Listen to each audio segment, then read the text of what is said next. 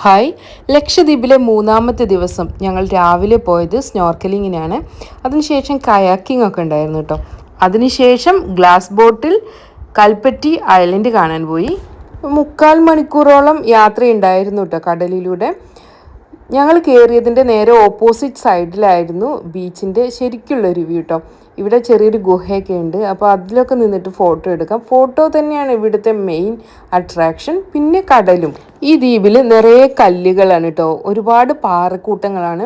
ഈ പാറക്കൂട്ടങ്ങൾ കുറച്ച് ഡേഞ്ചറസ് ആട്ടോ, നല്ല ഷാർപ്പാണ്. പിന്നെ ഇവിടെ വന്നപ്പോഴും തിരിച്ചു പോയപ്പോഴും കണ്ട അട്രാക്ഷൻ ഈ ഷെല്ലുകളാണ് കേട്ടോ. ജീവനുള്ള ഷെല്ലുകൾ. ഞങ്ങൾ കാണുമ്പോൾ നടന്നു പോകുന്ന വഴിയിൽ നിന്ന് വേഗം കാട്ടിലോട്ട് കയറിപ്പോവും, അല്ലെങ്കിൽ തിരിച്ചിങ്ങോട്ട് തന്നെ ഇറങ്ങി വരും കേട്ടോ. ഇത് പോയിസൺ ആണെന്നാണ് പറഞ്ഞത്. അപ്പം ഞങ്ങൾ സൂര്യാസ്തമയ സമയമായപ്പോൾ കൽപ്പറ്റി ദ്വീപിൽ നിന്ന് തിരിച്ചു പോന്നു. 2 ബോട്ട് ഉണ്ടായിരുന്നു.